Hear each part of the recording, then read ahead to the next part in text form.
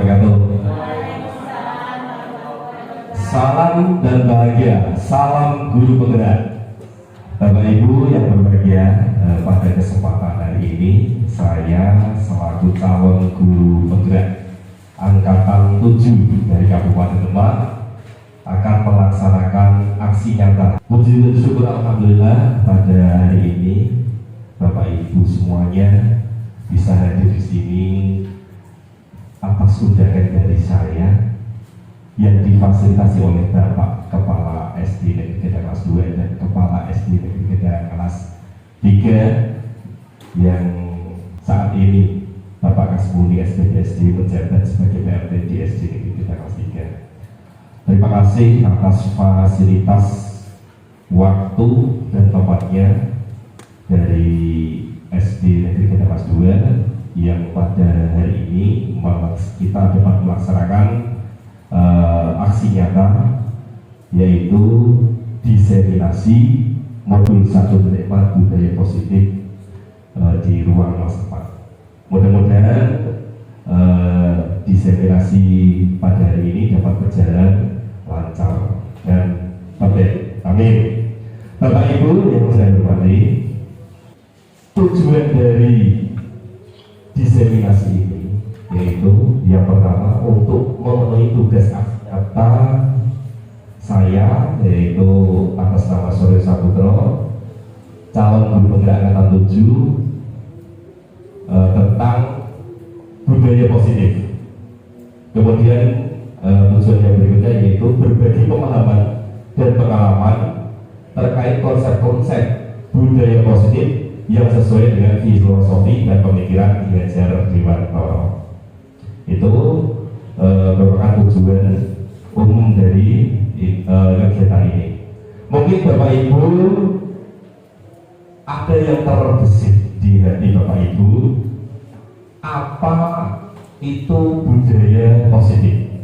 Silakan Bapak Ibu untuk menyampaikan budaya positif itu apa menurut Bapak Ibu. Monggo, siapa? Budaya positif. Pak Eko, apa budaya positif Pak Eko? Kalau menurut saya Pak, budaya positif itu ya budaya yang bertujuan untuk kebaikan. Bertujuan untuk kebaikan, ya. Mungkin ada yang lain? Budaya positif, Bu Farida, ya. Ya, hampir sama mungkin sama dengan Pak Eko, budaya yang tujuannya untuk mengarahkan elemen kita menuju ke yang lebih baik. Oh iya, berarti endingnya atau hasil akhirnya nanti baik gitu ya. Ya, nanti kita di sini akan mempelajari konsep-konsep budaya positif. Konsep apa saja yang ada dalam membuat lingkungan kita menjadi lingkungan yang positif sehingga akan terbentuk budaya yang positif. Baik, Bapak Ibu. Di dalam konsep budaya positif itu di sini nanti kita akan mempelajari yang pertama tentang disiplin positif dan nilai-nilai kebajikan universal. Kemudian yang kedua yaitu teori motivasi, hukuman dan penghargaan serta restitusi. Yang ketiga keyakinan kelas. Yang keempat kebutuhan dasar manusia dan dunia berkualitas. Yang kelima 5 posisi kontrol dan yang keenam adalah segitiga restitusi. Untuk pembelajaran yang pertama kita akan membahas terkait dengan disiplin positif dan nilai-nilai kebajikan universal. Bapak Ibu yang berbahagia, di sini kita akan mengubah paradigma kita terkait disiplin. Coba kita lihat di sini ada kegiatan kepala tangan. Ada A dan B, artinya ada 2 orang. Anda dan teman Anda. Anda A menyobek secari kertas kecil, menuliskan benda atau sesuatu yang sangat berharga untuk Anda. Letakkan di salah satu tangan Anda dan genggam benda atau sesuatu tersebut dengan segala daya. buatlah sebuah kepala. Teman Anda B akan mencoba dengan sekuat tenaga dengan berbagai cara untuk meminta Anda memberikan benda tersebut. B bisa membujuk, bisa mengancam, bisa menghardik, merayu, menyuap, apa saja dilakukan agar bisa membuka kepala tangan A. Di sini ada dua orang yang terjadi, kita tidak tahu apakah A nanti akan membuka ataukah B berhasil untuk membuka kepala A. Kita nanti di sini akan mengubah pola kita atau pemikiran kita terkait dengan disiplin. Selanjutnya, apakah Anda atau B membuka kepala tangan Anda? Mengapa? Apa alasan Anda atau B membuka kepala tangan Anda? Apakah Anda atau B menutup kepala tangan Anda? Mengapa alasan Anda atau B tetap menutup kepala tangan Anda? Dalam kegiatan ini, sesungguhnya siapa yang memegang kendali atau kontrol untuk membuka atau menutup kepala tangan? Coba, menurut Bapak Ibu, kira-kira yang memegang kendali itu siapa? A. Ada yang lain? B. Ya. Siap punya tangan. Ya. Nah, berarti ada dua perbedaan. Kalau tidak dibuka, ya ditutup. Itu yang untuk A. Yang untuk B, berhasil membuka atau tidak. Nah, kalau dibuka itu caranya bagaimana? Merayu atau diancam atau dibujuk atau diberikan uang, bisa saja. Nah, itu kegiatan kepala tangan sebagai analogi mengubah paradigma.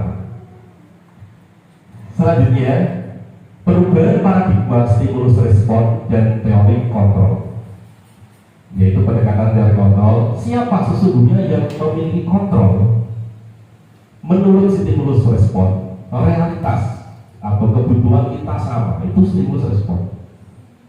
Tetapi dalam teori kontrol berbeda, realitas kebutuhan kita itu berbeda. Seperti tadi, tangan, karena yang satu ingin tutup, yang satu ingin membuka, karena kebutuhannya berbeda. Itu kalau yang saya kebutuhan saya ingin menutup, tapi kebutuhannya beda, ingin membuka. Itu yang menjadi perubahan paradigma. Kemudian yang kedua, semua orang melihat hal yang sama. Kemudian di teori kontrol, setiap orang memiliki gambaran yang berbeda. Misalkan pada peserta didik, Bapak Ibu tentu saja melihat peserta didik untuk bisa menuntaskan satu target materi atau misalkan pembelajaran ini harus sama.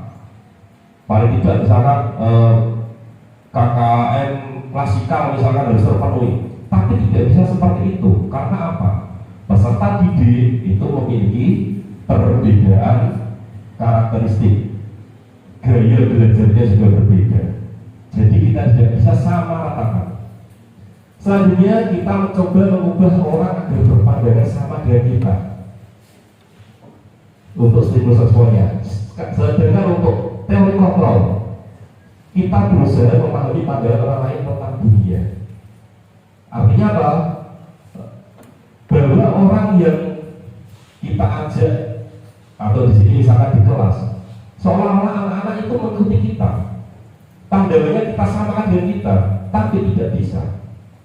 Karena anak-anak tadi juga memiliki pandangan yang berbeda. Yang selanjutnya itu perilaku buruk dilihat sebagai suatu kesalahan. Ketika melihat anak-anak kita dalam stimulus respon, melihat anak-anak kita melakukan kesalahan atau berperilaku buruk, kalau melakukan perilaku buruk itu pasti salah.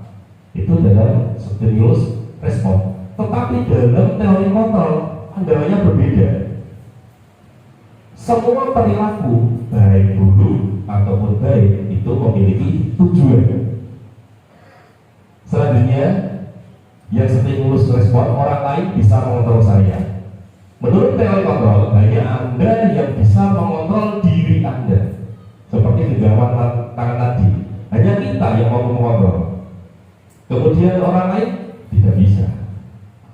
Selanjutnya, saya bisa mengontrol orang lain itu menurut stimulus respon. Tetapi menurut teori kontrol, Anda tidak bisa mengontrol orang lain.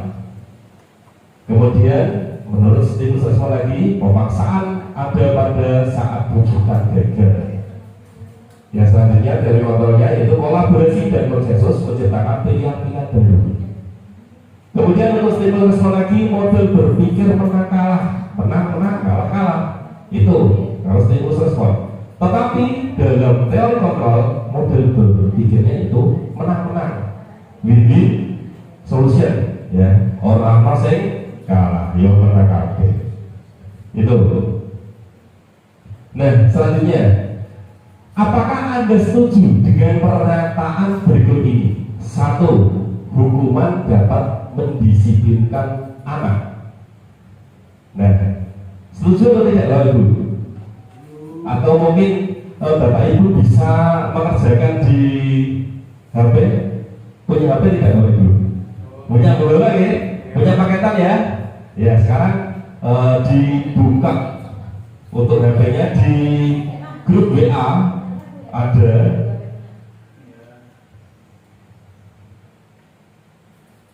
Silakan yang sudah tergabung di grup WA bisa membuka. Kalau tidak, ketik saja di browser tulisan ini menti.com. Nanti akan muncul, kemudian nanti ada apa?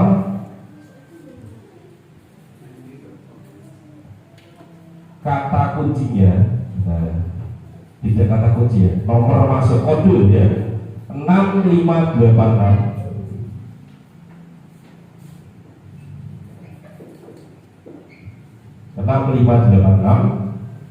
8670.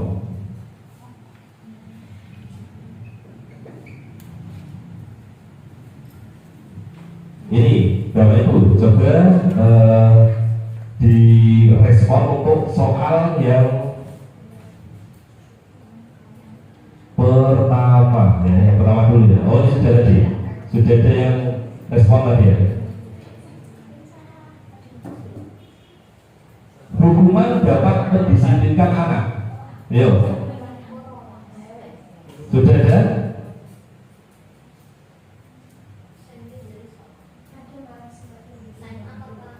Kalau saya tidak setuju. Oh, tidak setuju. Iya. Bisa di apa? Di sini. Oh, nggak bisa. Oh iya. Bisa nggak Pak? Nah, bisa. Klik saja. Nah, ini sudah muncul. Setuju. Ada yang setuju. Menti.com. Ada yang tidak setuju. Hukuman dapat mendisiplinkan anak. Adakah yang ragu-ragu? Sudah? Kalau sudah kita lanjutkan. Ternyata ada yang setuju, ada yang tidak setuju. Oke. Kita lanjutkan kembali. Yang tidak setuju lebih tinggi, ya. Lebih tinggi lagi, ya. Nah, yang setuju naik, yang ragu-ragu belum ada. Kalau sudah, kita lanjutkan ke soal yang berikutnya.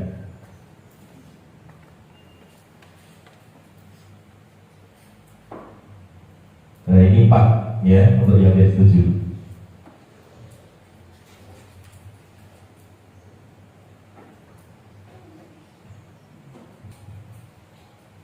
Kita kembali ke sini. Tadi yang pertama sudah menggunakan polling ya. Tadi yang tidak setuju ada 4 orang, kemudian yang lainnya setuju. Kemudian yang kedua, pemberian hukuman dengan hal positif seperti membaca atau membersihkan halaman sekolah dapat meningkatkan disiplin anak. Setuju, tidak setuju, ataukah ragu? Setuju? Ya. Setuju ya? Berarti banyak yang setuju. Oke, kita lanjutkan yang ketiga.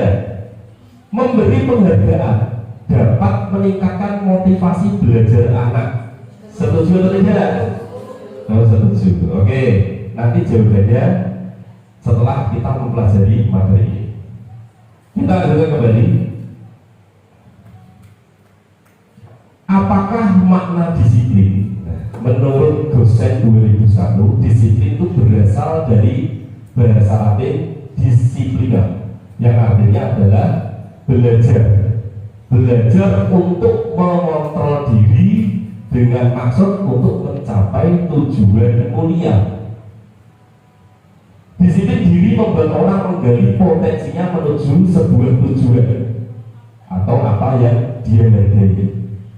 Namun, dalam budaya kita, makna kata disiplin telah berubah menjadi sesuatu yang dilakukan seseorang pada orang lain untuk mendapatkan kepatuhan. Jadi kita masih beranggapan kalau orang disiplin agar patuh. Kemudian kecenderungan umum adalah menghubungkan kata disiplin dengan ketidaknyamanan. Ketika kita perkataan disiplin, rasanya tidak nyaman. Nah itu, ya. Kita lanjutkan kembali.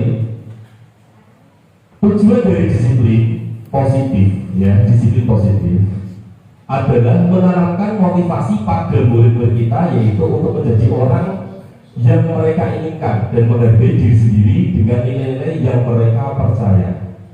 Ketika murid kita memiliki motivasi tersebut, mereka telah memiliki motivasi intrinsik, motivasi dari dalam diri sendiri yang berdampak jangka panjang, motivasi yang tidak akan terpengaruh pada adanya hukuman atau hadiah. Artinya ketika mendapatkan hadiah itu berarti motivasinya dari dalam atau luar? Dari luar, ya, eksternal. Itu tidak akan lama, ya. Tetapi kalau motivasinya dari dalam, nanti bisa berdampak jangka panjang.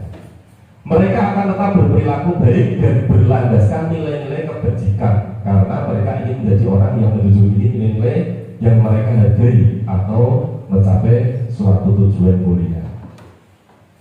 Nah ini Bapak Ibu, tadi kita sudah menyinggung disiplin, yaitu disiplin positif, belajar mengontrol diri untuk tujuan mulia. Tujuan mulia, tujuan yang baik harus berdasarkan nilai-nilai yang baik, nilai-nilai kebajikan universal. Artinya apa? Nilai-nilai tersebut bisa digunakan oleh semua orang, lintas bahasa, suku bangsa, agama maupun latar belakang. Jadi tidak mendiskreditkan salah satu suku atau bagian.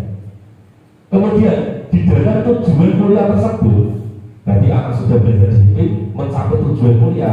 Tujuan mulia harus berdasarkan nilai kebajikan di dalam pendidikan kita. Kita mengenal adanya profil pelajar Pancasila. Nah, profil pelajar Pancasila itulah yang menjadi nilai-nilai kebajikan bagi anak didik kita nanti.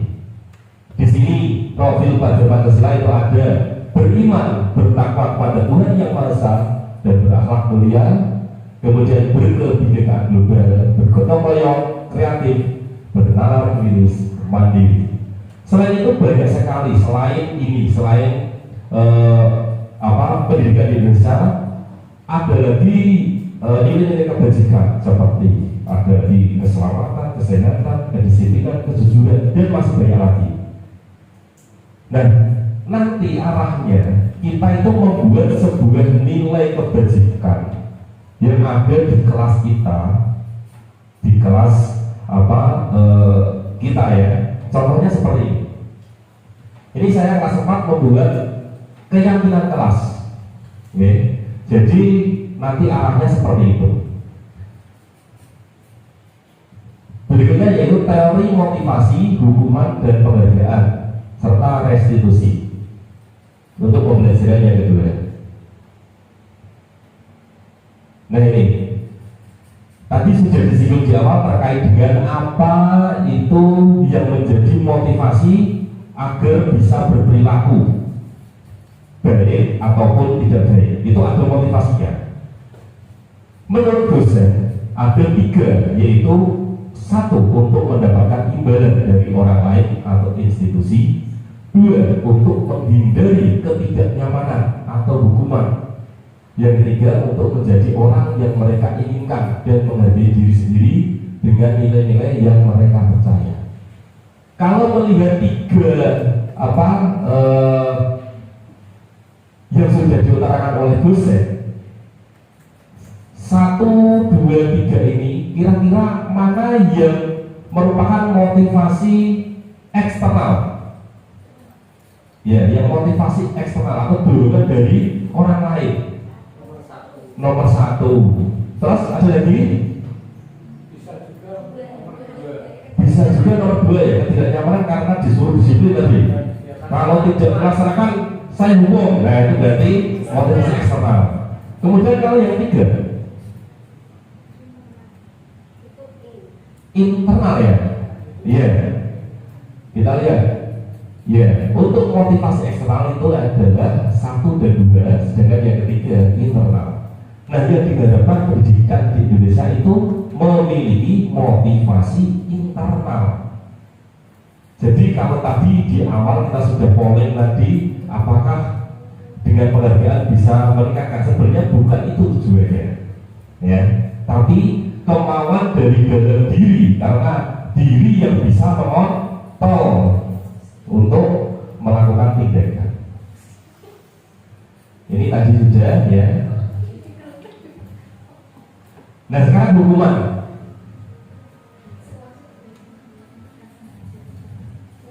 Coba kita lihat ini ilustrasi ini. Iva kurang menguasai pelajaran matematika sehingga pada saat pelajaran tersebut berlangsung, dia lebih banyak berdiam diri atau menggambar di buku pelajarannya.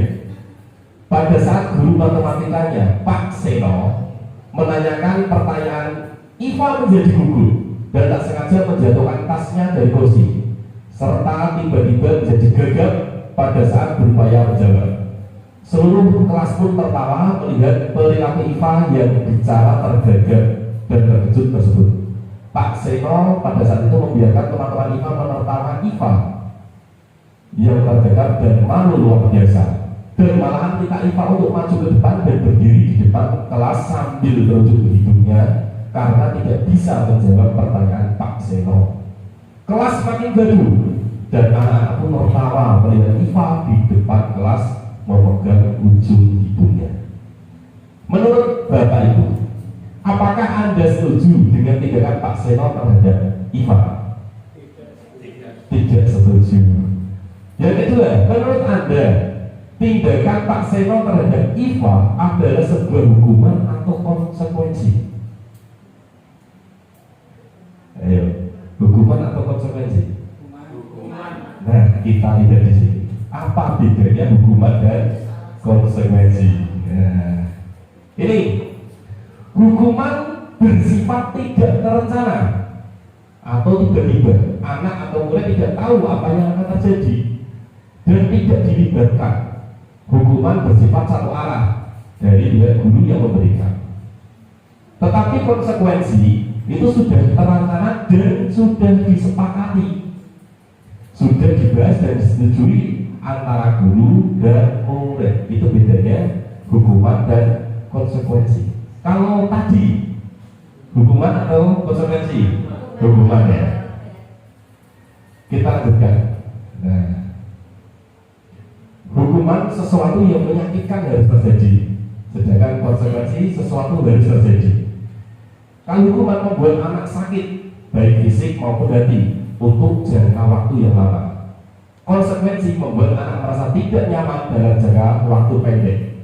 Anak membenci kedisiplinan, sedangkan konsekuensi anak menghargai disiplin. Hukuman paksaan, kalau konsekuensi stimulus tanggapan. Untuk hukuman mendorong anak menyakiti diri sendiri, konsekuensi mendorong anak agar mudah menyesuaikan diri. Hukuman konsep diri yang buruk, sedangkan konsekuensi konsep diri yang baik. Hukuman anak belajar untuk menyembunyikan kesalahan, sedangkan konsekuensi anak belajar untuk mematuhi peraturan. Hukuman marah, merasa bersalah, dipermalukan, merasa tak dihargai, sedangkan konsekuensi kehilangan hak, dibuat tidak nyaman, diasingkan untuk sementara. Nah, kan apabila ada tindakan guru, nah ini nanti masuknya kategori hukuman atau tindakan atau konsekuensi. Nomor 1, mencatat 100 kali di dalam buku kalimat saya tidak akan terlambat lagi karena terlambat ke sekolah. Kira-kira apa buat itu? Hukuman atau konsekuensi? Sudah perjanjian di awal berarti hukuman. Karena sudah ada kan berangkat itu kan harus tepat waktu. Iya. Ya, jadi karena tidak ada perjanjian di awal tadi yang Bu Harinda, ya maksudnya hukuman. Lari mengelilingi lapangan basket 2 kali karena terlambat hadir. Bagaimana? Hukuman. Coba kita lihat. Iya, hukuman. Kemudian murid diminta untuk push up 15 kali karena tidak menggunakan masker ke sekolah. Kita lihat. Iya, hukuman. Menggantikan kertas tugas teman yang telah dicoret-coret. Iya, konsekuensi. Membersihkan tumpahan air di meja tulis karena tersenggol pada saat belajar. Konsekuensi. Murid disuruh untuk mengenakan sepatu seharian di sekolah karena tidak mengenakan sepatu hitam. Apa? Konsekuensi. Hukuman. Ya. Lari mengelilingi lapangan basket 2 kali karena terlambat 10 menit untuk pelajaran PJOK. Konsekuensi. Pelajarannya PJOK. Ya, ya. Konteksnya itu. Selanjutnya, Bapak Ibu, penghargaan. Ibu Anas, guru kelas 2 SD mendapatkan masalah. Murid-muridnya tidak bisa tertib berdiri antri di depan pintu kelas dan selalu berebutan masuk ke dalam kelas setelah jam istirahat usai. Ini tentunya sangat mengganggu proses pembelajaran, di mana kelas tidak dapat mulai tepat waktu karena Ibu Anas sibuk menenangkan murid-muridnya untuk waktu cukup lama. Akhirnya Bu Anas berpikir cepat dan mengandalkan stiker bintang. Setiap murid-muridnya akan masuk kelas usai jam istirahat, Bu Anas akan mengiming-imingi muridnya dengan stiker bintang. Siapa yang dapat berdiri lurus dan berbaris rapi, antri di depan itu dapat bintang dari Bu Anas. Sebagian besar murid-muridnya menyambut tantangan tersebut dan langsung berdiri rapi di depan itu agar mendapatkan stiker bintang. Hal ini dapat dilakukan Bu Anas selama beberapa minggu. Karena cukup berhasil membuat murid-muridnya berdiri rapi antri di depan itu. Sampai pada suatu saat Bu Anas sakit dan terpaksa digantikan Pak Heru. Pak Heru tidak mengetahui tentang stiker bintang dan benar saja pada saat mau masuk ke kelas usai jam istirahat, murid-murid kelas 2 kembali berebutan masuk kelas. Apa yang terjadi dan mengapa? Nah, di sini ada pertanyaan. Berdasarkan teori motivasi, kira-kira apa motivasi murid kelas 2 untuk bersedia antri sebelum masuk kelas? Apa motivasinya? Mendapatkan bintang. Tapi ketika sudah tidak mendapatkan bintang, bagaimana? Apa yang terjadi? Kembali rawat itu. Karena apa? Motivasinya tadi ekstrim, ya, dari luar. Kemudian adakah cara lain agar murid kelas 2 bersedia antri di depan kelas tanpa diberi penghargaan stiker bintang? Pasti ada cara. Nah, caranya bagaimana? Tadi mengontrol diri anak, kalau bisa kontrol dari dalamnya, dorong dari dalam diri anak tersebut. Berikutnya, menurut Alvin Ross 1995 merupakan baik penghargaan maupun hukuman adalah cara-cara mengontrol perilaku seseorang yang menghancurkan potensi untuk pembelajaran yang sesungguhnya. Menurut Ross, secara ideal tindakan belajar itu sendiri adalah penghargaan sesungguhnya. Pengaruh jangka pendek dan jangka panjang, penghargaan tidak efektif, penghargaan merusak hubungan, penghargaan mengurangi ketepatan, penghargaan menurunkan kualitas, penghargaan mematikan kreativitas, penghargaan menghukum dan motivasi dari dalam diri.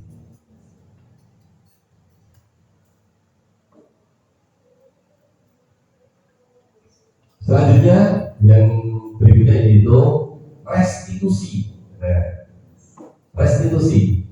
Apa itu restitusi?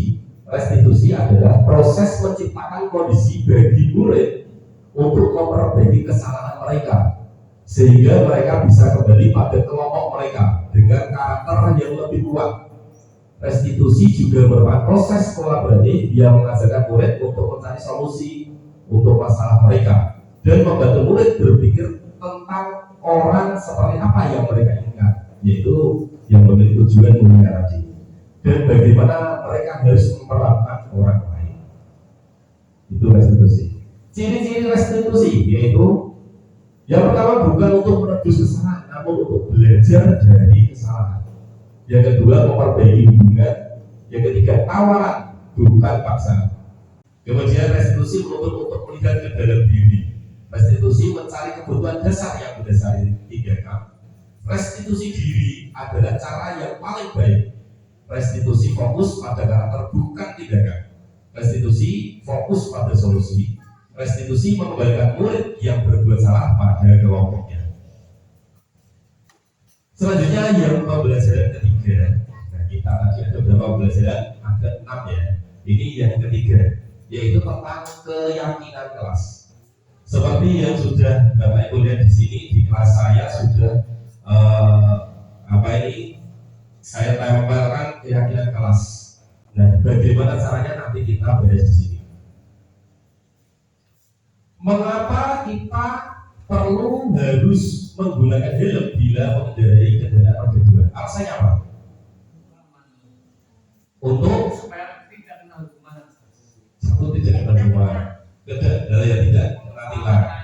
Untuk keamanan, untuk keselamatan.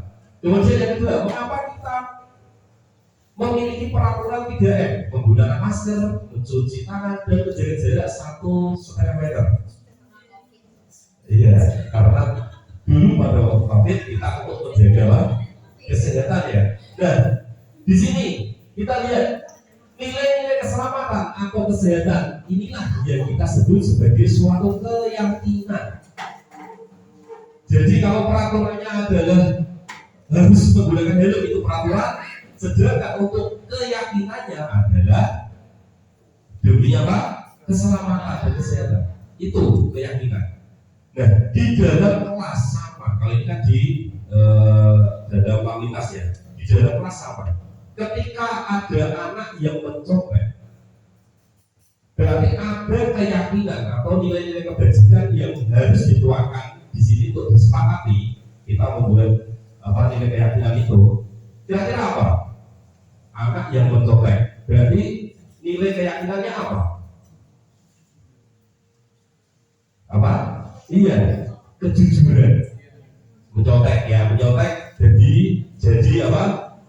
Kejujuran. Kemudian ada lagi anak biasanya yang sering terjadi itu anak mengejek temannya, ya, mengejek temannya.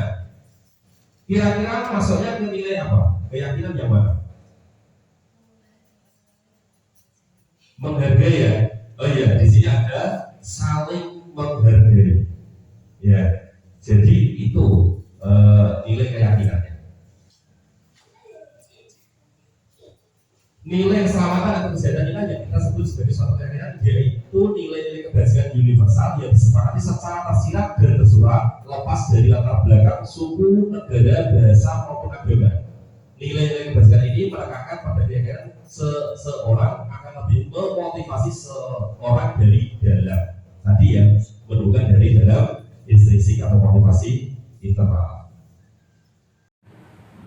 Pembentukan keyakinan sekolah atau kelas. Keyakinan kelas bersifat lebih abstrak daripada peraturan yang lebih rinci dan konkret. Kemudian keyakinan kelas berupa pernyataan-pernyataan universal. Pernyataan keyakinan kelas senantiasa dibuat dalam bentuk positif. Kalau tadi misalkan tidak boleh mengejek, itu kan kesannya negatif ya. Terus dibuat apa keyakinannya? Yaitu saling menghargai. Nah itu kalimat positif atau pernyataan positifnya. Keyakinan kelas sebenarnya tidak terlalu banyak sehingga mudah diingat dan dipahami oleh semua warga kelas. keyakinan kelas sebagai sesuatu yang dapat diterapkan di lingkungan tersebut. Semua warga kelas hendaknya ikut berkontribusi dalam pembuatan keyakinan kelas lewat kegiatan curah pendapat, bersedia meninjau kembali keyakinan kelas dari waktu ke waktu. Nah, seperti yang saya buat, saya melakukan curah pendapat dengan anak-anak saya, ya. Jadi anak-anak saya memberikan beberapa peraturan. Kalau di kelas atau ingin memiliki kelas zaman itu kelas yang bagaimana anak-anak? Ada yang menjawab bersih Pak, ada yang menjawab tidak saling mengejek Pak, ada yang menjawab tidak bermain di dalam kelas dan sebagainya. Nah, kemudian pernyataan-pernyataan dari anak-anak tersebut kemudian kita berikan wawasan anak-anak bagaimana kalau kita membuat keyakinan untuk kelas kita agar menjadi kelas yang ideal, kelas yang diharapkan, kelas yang diharapkan yang bersih, tertib, aman dan sebagainya itu. Nah, akhirnya saya berikan kertas satu-satu, kemudian anak-anak menulis kira-kira keyakinan apa yang diinginkan oleh anak-anak tersebut. Dan terpampang seperti ini, ada yang rajin, jujur, kemudian kebersihan, rajin, kemudian bertanggung jawab, kedisiplinan, saling menghargai, saling menghormati.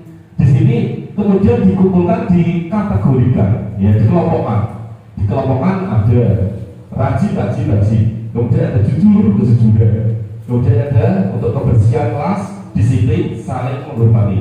Di sini ada 5 keyakinan kelas 4 di kelas saya. Itu. Jadi anak-anak setiap melihat ini, kenapa harus ditampilkan? Agar selalu teringat, oh iya, setiap ingin melakukan kesalahan yang berhubungan dengan kelas yang diharapkan, akhirnya tidak, misalkan ini membetul, saya melihat itu enggak jadi. Nah, itulah yang diharapkan dengan pembuatan keyakinan kelas. Karena apa? Kita sudah menyepakati bersama. Kesepakatannya apa? Setelah selesai dipampang, masing-masing anak menandatangani satu-satu tanda tangan. Kalau kita seperti menandatangani surat pernyataan, nah, seperti itulah. Itu untuk pembuatan keyakinan kelas. Selanjutnya, selalu kembalikan buku ke tempatnya, itu peraturan. Menurut keyakinan kelas kira-kira apa? Mengembalikan buku ke tempatnya. Bertanggung jawab, kita lihat. Oh iya, bertanggung jawab. Dilarang mengganggu orang lain, menghormati orang lain. Ya, hadir di sekolah 15 menit sebelum pembelajaran dimulai. Disiplin, menghormati orang lain, berkomitmen. Mungkin bisa beberapa multi, ya, tidak harus seperti ini. Ya. Karena ini komitmen juga bisa. Kemudian dilarang melakukan kekerasan.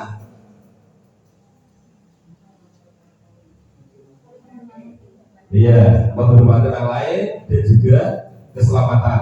Kemudian dilarang menggunakan narkoba. Kesehatan, bergantian atau menunggu giliran. Menghormati orang lain dan bersabar, ya. Terus menggunakan masker, kesehatan, keselamatan. Jangan berlari di kelas atau koridor. Iya, keselamatan dan keamanan. Ya, inilah nilai-nilai keyakinan kelas yang terbentuk.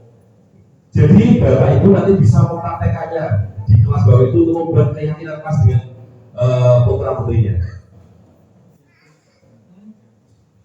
Nah, budaya positif. Tadi kita di awal kita menyinggung budaya positif. Budaya positif terbentuk itu karena adanya lingkungan yang positif. Lingkungan yang positif juga terbentuk dari keyakinan kelas. Yang istilahnya dimulai dari lingkup yang lebih sempit. Dan lebih sempit tadi yaitu dari peraturan kelas. Selanjutnya pembelajaran yang keempat yaitu kebutuhan dasar manusia dan dunia berkualitas.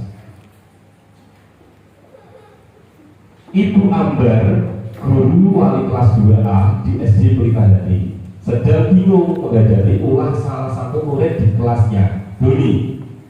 Beberapa anak di kelas 2A telah datang padanya dan mengeluhkan Doni yang seringkali meminta bekal makan siang mereka dengan paksa. Jika Anda menghadapi situasi seperti Ibu Ambar, apa yang akan Anda lakukan? Menurut Anda, kira-kira apa alasan Doni melakukan hal itu? Nah ini, kebutuhan dasar manusia itu ada 5. Yang pertama yaitu bertahan hidup. Kemudian ada kasih sayang dan rasa diterima, kebebasan, kesenangan, dan penguasaan. Nah sekarang Bapak Ibu, kasus yang tadi dialami oleh Ibu Ambar terkait dengan perilaku Doni. Bagaimana alasan Doni terkait dengan bertahan hidup? Bagaimana Bapak Ibu? Doni beralasan bisa juga, ya juga seperti ini. Saya masih lapar, jadi saya harus minta bekal anak-anak yang lain. Itu karena dia ingin bertahan hidup. Kemudian alasan yang berikutnya terkait kasih sayang dan rasa diterima. Perilaku Doni tadi sudah membuat jengkel teman-temannya dan dimungkinkan nanti akan dilaporkan ke orang tuanya juga. Doni di sini beralasan apa? Karena dia ingin diperhatikan. Iya betul, mencari perhatian. Iya, dia mengganggu temannya mencari perhatian. Selanjutnya kebebasan. Apa alasan Doni? Iya, karena Doni merasa bebas semaunya, mau meminta bekal atau mau apa bebas. Ya, itu mungkin alasan dari Doni. Selanjutnya kesenangan. Nah ini yang sering terjadi. Meminta bekal kepada orang lain, atau temannya itu senang. Menghina saja kadang senang ya. Wah semakin jengkel semakin senang. Nah itu. Ini menjadi kebutuhan dasar ternyata. Dan yang terakhir yaitu penguasaan. Yaitu kemampuan untuk menjadi seorang pemimpin, untuk menguasai. Itu merupakan kebutuhan dasar manusia.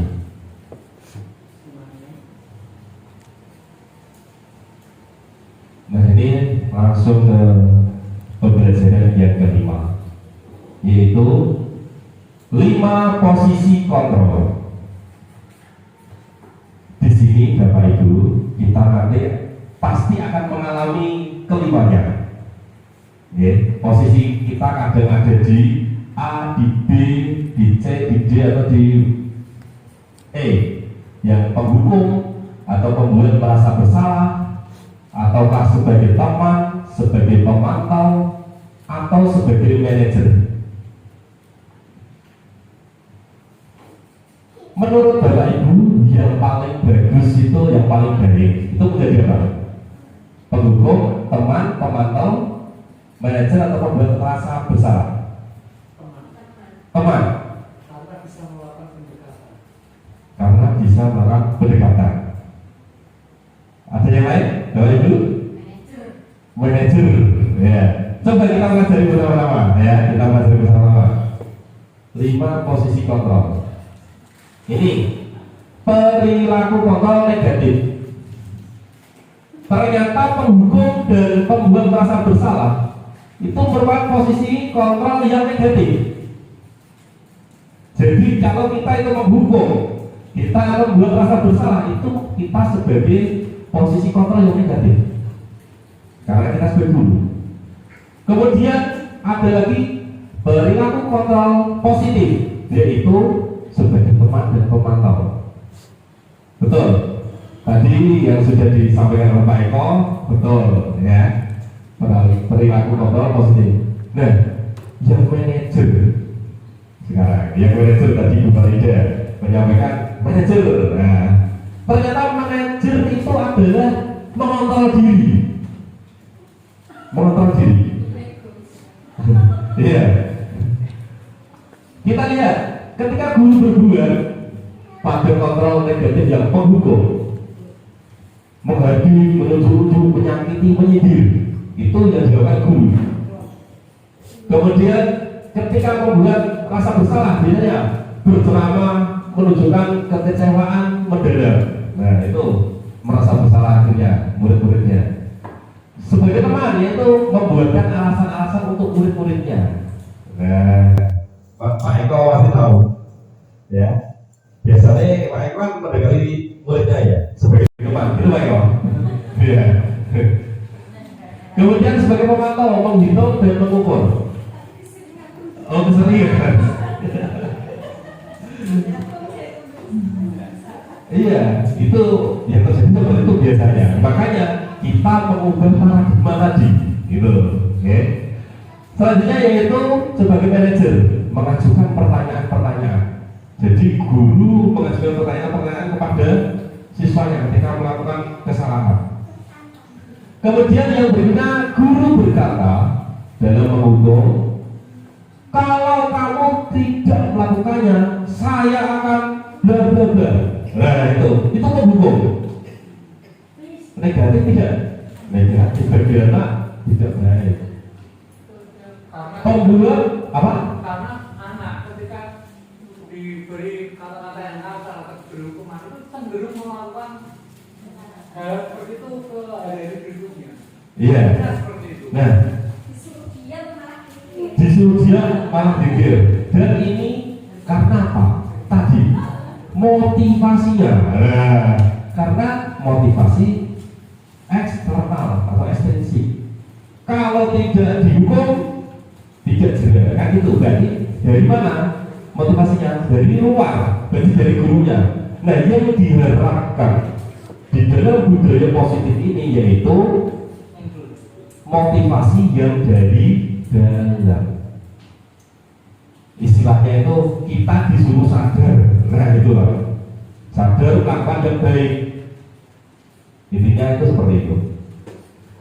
Kemudian pembuat rasa bersalah. Anak, kamu sudah mengecewakan bapak. Nah itu berarti seolah anak-anak bersalah. Ya, kadang juga betul seperti itu. Ya, nah oleh sebab itu kita rubah paradigmanya. Kemudian perilaku kontrol positif tadi, Pak Eko sebagai teman, lakukan demi bapak ibu. Ya sudah, nanti bapak ibu bantu bereskan. Itu sebagai teman ya. Kemudian sebagai pemantau, apa peraturannya, apa konsekuensinya, apa yang telah kamu lakukan, apa yang terjadi sekarang. Nah itu. Tetapi di dalam kontrol diri seorang manajer yaitu apa yang kita yakini. Nah, yakini. Kita tadi membuat keyakinan. Keyakinan kita yang mana? Apa kamu meyakini hal tersebut? Kalau kamu meyakininya, maukah kamu memperbaikinya? Nah itu. Jadi sebagai apa? Untuk mengontrol anak tersebut. Anak tersebut mengontrol dirinya sendiri. Gitu. Kalau kami memperbaikinya, jadi kira-kira hal tersebut akan menggambarkan apa tentang dirimu. Nah itu. Selanjutnya hasil penghukum membentak, pendendam, menyalahkan orang lain untuk membuat merasa bersalah, menyembunyikan, menyangkal dan berbohong. Teman ketergantungan, minta bantuan terus karena ketergantungan. Kemudian untuk pemantau menyesuaikan bila diawasi. Manajer menguatkan watak atau karakternya. Nah kita memang Indonesia kan sangat krisis dengan karakter, sehingga ada profil pelajar Pancasila itu dikuatkan. Dan nanti targetnya kan tahun 2045 Indonesia memiliki generasi emas yang memiliki nilai profil pelajar Pancasila. Kemudian ketika murid berkata, ketika dikenai dengan perilaku kontrol negatif sebagai penghukum, posisi kita sebagai penghukum, Akhirnya orang ini berkata, saya tidak peduli. Kemudian pembuat merasa bersalah, maafkan saya. Nah, karena merasa bersalah kan, maafkan saya Bapak, maafkan saya Ibu. Nah, sebagai teman, saya pikir Bapak Ibu teman saya. Itu. Kemudian sebagai pemantau, saya akan dapat berapa bintang kalau melakukan hal tersebut. Jika sudah melakukan hal tersebut, saya akan mendapatkan apa? Nah, itu menurut posisi sebagai pemantau. Sebagai manajer, bagaimana caranya agar saya bisa memperbaiki keadaan ini? Saya akan memperbaiki masalah ini dengan bla bla bla, misalkan seperti itu. Memperbaiki masalah ini dengan apa? Misalkan kita akan berdiskusi, kita akan menyelesaikan secara kekeluargaan, bisa juga. Ya. Selanjutnya, dampak pada murid. Nah, ketika posisi kita sebagai penghukum, apa dampaknya pada murid? Yaitu akan mengulangi kesalahan berulang kali, perilaku menjadi agresif. Seperti tadi, kalau dihukum besok melakukan lagi, apalagi tadi kalau gurunya sudah tidak lagi Pak Eko biasanya penghukum misalkan ya. Ketika Pak Eko sudah tidak berangkat, Pak Eko tidak berangkat, senang, merasa merdeka bebas. Nah, itu ya. Kemudian dampak yang lain ketika sebagai pembuat merasa bersalah bagi siswa, rendah diri, merasa gagal dan tidak berharga. Itu biasanya. Saya juga pernah merasakan dulu pada waktu apa ya, SMP atau SD dulu, SMP kayaknya. Jadi merasa gagal, merasa disalahkan, akhirnya takut. Dulu apa ya, pramuka atau apa? Takut berangkat pramuka. Karena pada waktu itu saya membuat suatu kesalahan, kemudian merasa disalahkan. Akhirnya saya takut berangkat pramuka. Ekstra pramuka Jumat ini tidak berangkat. Itu. Kemudian selanjutnya, perilaku kontrol positif yang teman dampak pada murid, yaitu tergantung, tidak mandiri dan tidak bisa memutuskan. Karena tadi ya ada temannya. Ya. Selanjutnya yaitu sebagai pemantau menitik beratkan pada dampak pada diri sendiri, mendapatkan hadiah atau mendapatkan hukuman. Itu sebagai pemantau. Sedangkan posisi sebagai manajer yaitu mengevaluasi diri, bagaimana menjadi diri yang lebih baik. Jadi memang dikontrol dengan diri seksual. Selanjutnya kaitannya dengan dunia berkualitas. Sebagai penghukum, murid akan meletakkan guru di luar dunia berkualitas. Ya. Sedangkan sebagai pembuat merasa bersalah, murid meletakkan guru di dalam dunia berkualitas. Sebagai teman, murid meletakkan guru sebagai orang penting dalam dunia berkualitas. Karena temannya jadi penting gitu ya. Kemudian di posisi sebagai pemantau, murid akan meletakkan guru peraturan di dunia berkualitas.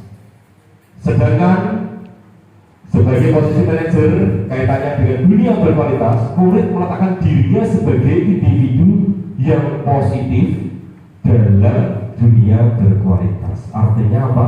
Bahwa memang diri sendiri yang menjadi kontrol atau sebagai apa, dorongan untuk mewujudkan hal yang positif, tidak karena orang lain, tidak karena teman. Itulah pola-pola atau paradigma ya, paradigma yang harus kita ubah. Berikan keyakinan pada anak agar meyakini apa yang dia percaya itu baik atau positif. Itu merupakan posisi sebagai seorang manajer. Selanjutnya ini ada pernyataan-pernyataan. Saya kecewa sekali dengan kamu. Yang mengatakan ini siapa? Sebagai penghukum, pemantau, teman, atau siapa? Saya kecewa sekali dengan kamu. Memberi rasa bersalah.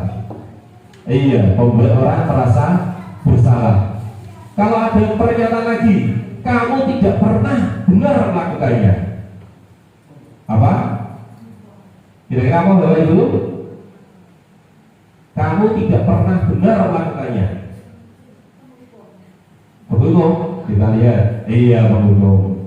Kemudian pernyataan berikutnya, ayolah lakukan demi ibu atau bapak, teman. Ya. Berikutnya, apakah kamu mau mendapatkan stiker bintang hari ini? Apa? Pemantau. Kemudian, bagaimana kamu bisa menyelesaikan masalah ini? Iya manajer, karena tadi menyelesaikan masalah intinya itu menyelesaikan masalah oleh diri sendiri dengan nilai-nilai kebajikan universal. Intinya itu, ya. Kemudian yang berikutnya, kamu selalu yang paling terakhir. Penghubung, kamu selalu yang paling terakhir, selalu sebagai penghubung. Ya. Selanjutnya yaitu pembelajaran yang keenam, yaitu segitiga restitusi. Apa itu segitiga restitusi? Segitiga restitusi itu terdiri dari 3 sisi, yang mana yang pertama adalah sisi menstabilkan identitas, yaitu setiap orang pasti pernah melakukan kesalahan. Kemudian kamu bukan satu-satunya yang pernah melakukan ini. Ini merupakan sisi yang menstabilkan identitas. Kemudian sisi yang berikutnya yaitu validasi kebutuhan. Kamu tentu punya alasan mengapa melakukan itu. Itu merupakan validasi. Kemudian adakah cara yang lebih efektif untuk mendapatkan apa yang kamu butuhkan? Kadang mati dewi. Kemudian sisi yang ketiga yaitu menanyakan keyakinan. Nilai-nilai apa yang telah kita sepakati? Kemudian kamu ingin menjadi orang yang seperti apa? Nah, itu merupakan bentuk dari segitiga restitusi, yaitu dalam menangani sebuah masalah atau persoalan. Biasanya benturan dengan anak didik kita tangani dengan segitiga restitusi ini, yaitu menstabilkan dulu identitasnya dengan memberikan beberapa pertanyaan yang ini tadi, kemudian divalidasi kebutuhannya, setelah itu menanyakan keyakinannya. Selanjutnya menstabilkan identitas, yaitu untuk membuat anak yang merasa gagal karena berbuat salah menjadi positif terhadap dirinya. Ya semula itu saya merasa gagal atau salah, kemudian bisa menjadi positif. Itu tergantung dari kita bisa mengontrol anak diri tersebut. Guru berkata, berbuat salah itu hal yang manusiawi, nah. Tidak ada manusia yang sempurna. Bapak Ibu juga pernah berbuat salah. Nah, itu merupakan apa? Menstabilkan identitas. Jadi anak tidak selalu aku salahkan terus, tidak seperti itu. Ternyata ada temannya, Bapak Ibu juga pernah berbuat salah. Kita pasti bisa menyelesaikan permasalahan ini. Berikan hal-hal yang positif ya. Bapak Ibu tidak tertarik untuk mencari tahu siapa yang benar, siapa yang salah, tetapi lebih tertarik untuk menyelesaikan masalah. Selanjutnya, kalau kamu menyalahkan dirimu sendiri terus-menerus, apakah kamu bersikap baik pada diri sendiri? Nah, itu merupakan pernyataan-pernyataan yang dapat menggali identitas atau menstabilkan identitas. Selanjutnya yaitu pada sisi yang kedua itu validasi kebutuhan, yaitu membantu siswa mengenali basic need atau kebutuhan yang ingin dipenuhi ketika melakukan kesalahan itu. Pada dasarnya setiap tindakan manusia itu mempunyai tujuan. Tadi ada 5 kebutuhan dasar manusia. Itu pada dasar, baik itu dia melakukan kesalahan atau melakukan kebaikan, dasarnya adalah 5 kebutuhan dasar manusia, yaitu tadi apa? Power, freedom, love, and belonging, fun, atau survival. Okay. Selanjutnya, guru berkata, kamu bisa saja kan melakukan hal yang lebih buruk, tapi kamu tidak melakukannya. Contoh saja, misalkan ada anak bertengkar, mencoret kertasnya si temannya.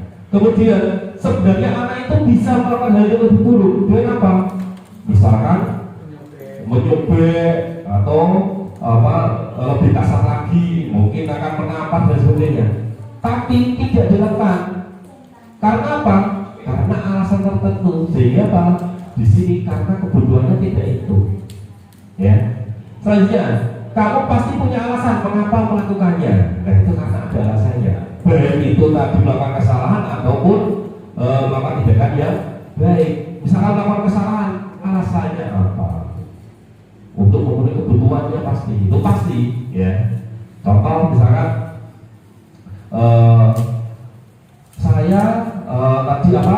Dihina atau diejek oleh si A. Untuk apa? Tujuannya agar dia dihargai atau dihormati juga sebagai manusia. Okay. Selanjutnya yaitu apa yang penting bagi kamu. Nah yang penting apa? Nah itu dikorek oleh seorang guru. Kamu boleh tetap berusaha menjaga sikap itu, tapi tambahkan sikap yang lain, yang baru.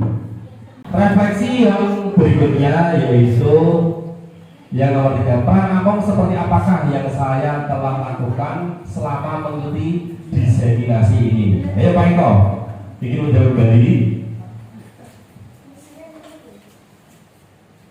Oh iya, Pak Among seperti apa ya? Artinya seperti ini, bahwa walaupun kita di sini hanya mengikuti sebagai peserta, tetapi dalam hal ini ya, kita berusaha untuk nantinya akan mencapai tujuan dari apa yang disampaikan Pak Suryo. Misalkan Pak Suryo tadi kan menyampaikan disiplin, menyampaikan guru sebagai apa, itu nantinya kita akan melaksanakan tugas tersebut dengan sebaik-baiknya, walaupun kita hanya sebagai pendengar dalam kegiatan ini. Oh iya, mudah-mudahan bisa diimplementasikan di kelasnya ya. Selanjutnya yang keempat, saya akan menjadi among yang seperti apakah atau menjadi guru yang seperti apakah setelah mengikuti diseminasi ini. Yo, Bu Betty. Ayo, yang nomor 4.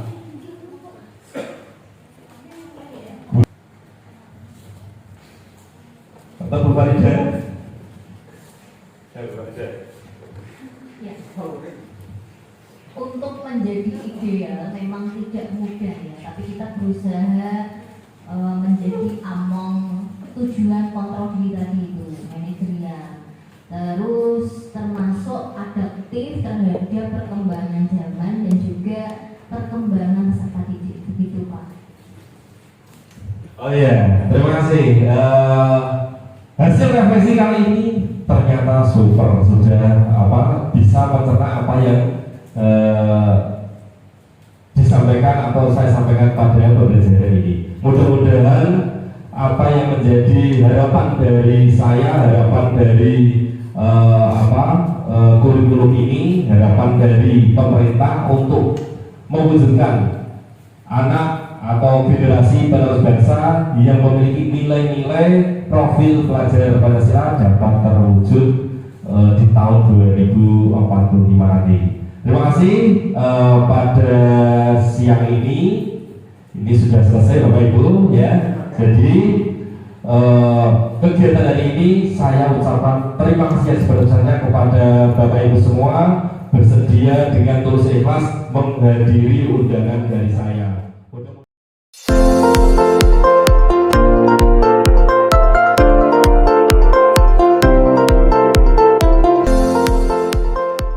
Assalamualaikum warahmatullahi wabarakatuh. Waalaikumsalam warahmatullahi wabarakatuh. Apa kabar anak-anak? Alhamdulillah,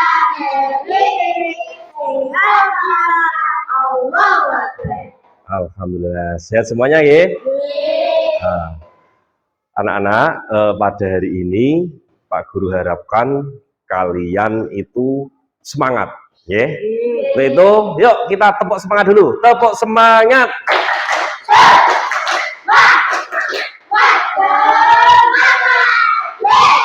Oke, wah, sudah sehat, Sudah semangat. Selanjutnya pada hari ini kita akan membuat sebuah keyakinan kelas. Nah, keyakinan kelas. Apakah anak-anak ingin memiliki atau mewujudkan kelas yang idaman? Ingin tidak? Kelas seperti apa idaman kalian? Ayo, apa? Kelas yang bagaimana? Bersih, ada yang lain? Aman, saling menghargai, apalagi yang sehat, yang teratur ya. Nah, itu merupakan kelas idaman kalian. Jadi ketika kalian belajar di sini bisa nyaman, bisa tenang, lingkungannya bersih, lingkungannya indah, jadi bisa betah di dalam kelas. Tidak ada yang saling mengejek. Itu adalah idaman atau kelas idaman kalian. Untuk mewujudkan hal tersebut, alangkah baiknya kita membuat keyakinan kelas. Kita membuat keyakinan kelas untuk kita sepakati. Kita buat kesepakatan bersama-sama agar dilaksanakan secara bersama-sama juga. Misalkan, kalau kalian itu ingin melihat tidak ada saling mengejek di antara teman, maka keyakinan kelas yang dapat dibuat contohnya apa? Berarti saling menghargai. Ketika sudah di dalam hati anak-anak sudah ada nilai saling menghargai, tidak mungkin anak-anak akan berbuat negatif seperti tadi mengejek temannya, kemudian memanggil dengan sebutan kasar. Tidak mungkin terjadi karena sudah menyepakati bersama. Tadi kita sudah komitmen, sudah janji dari diri kita dan terhadap kelas kita. Itu ya. Untuk itu nanti Pak Guru akan memberikan kertas warna ini, ditulis masing-masing anak membuat satu keyakinan untuk mewujudkan apa? Kelas idaman.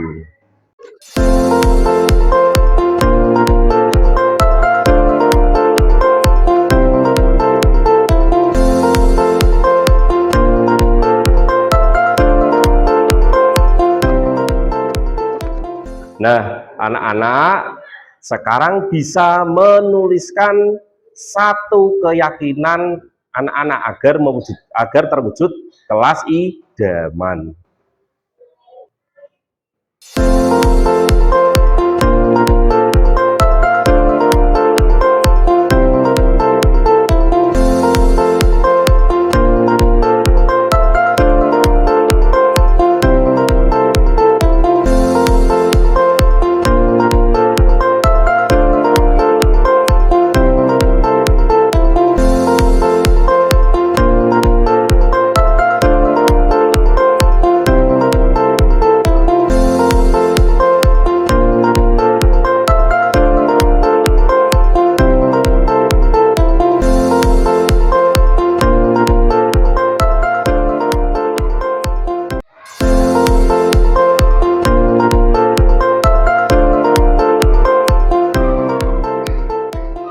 Nah, anak-anak, kalau sudah, nanti anak-anak bisa menempelkan hasil tulisannya, keyakinan yang anak-anak akui kebenarannya itu nanti di papan keyakinan kelas, ya. Di sini ditempelkan satu-satu. Yang sudah bisa ditempelkan, ayo. Yang sudah satu-satu, ayo. Maju satu dulu. Nah, ditempelkan.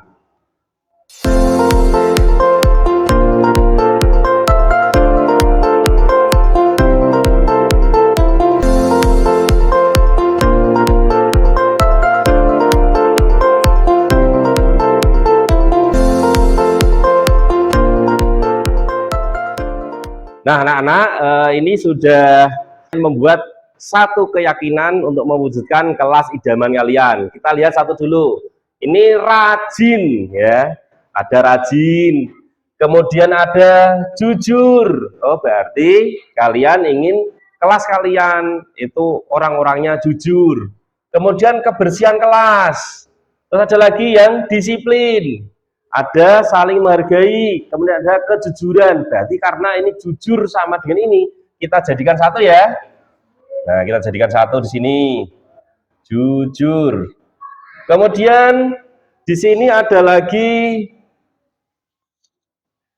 rajin. Berarti kita jadikan satu di sini, rajin. Kemudian ada lagi saling menghargai, saling menghargai. Di sini ada saling menghormati. Kita jadikan satu karena artinya sama ya. Nah, selanjutnya menjaga kebersihan kelas. Berarti di sini kebersihan kelas. Nah, ini kita jadikan satu. Ini ada lagi yang menulis rajin. Ya, kita tulis di sini, kita letakkan di sini, rajin. Kemudian ada lagi disiplin. Nah, disiplin. Nah, ternyata di sini ada berapa ini? 1, 2, 3, 4, 5. Ada 5 keyakinan yang wajib kita taati, kita patuhi dari dalam diri sendiri. Dan juga nanti kita akan melaksanakannya juga setiap hari, setiap waktu. Ya, itu. Yang pertama apa? Yaitu tentang kerajinan atau tentang rajin. Ya.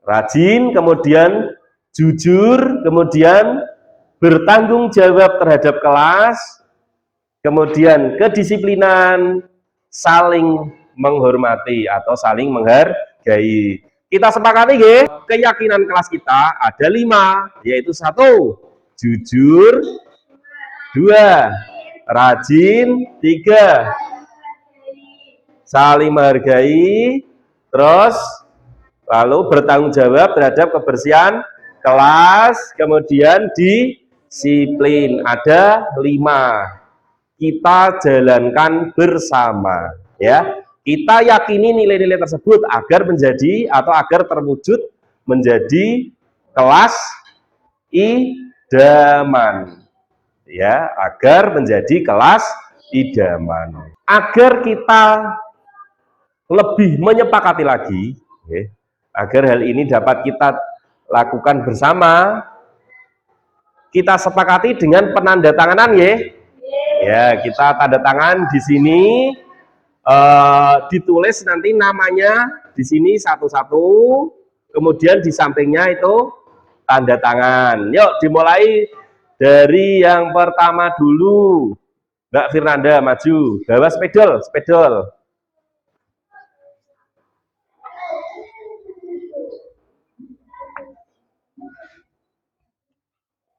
Yuk Mbak Firnanda maju. Di sini, yuk maju.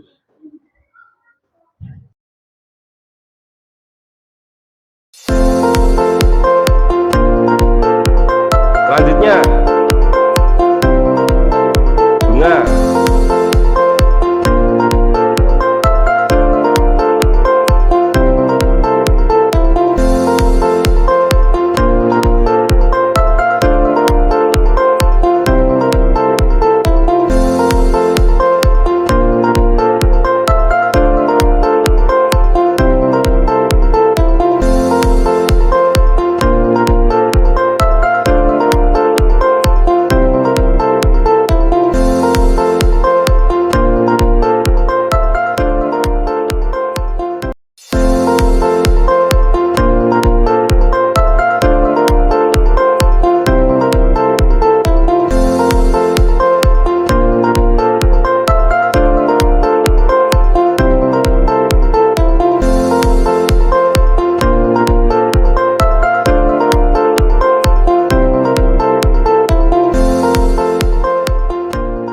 Baiklah anak-anak, kalian sudah membuat keyakinan kelas. Artinya apa?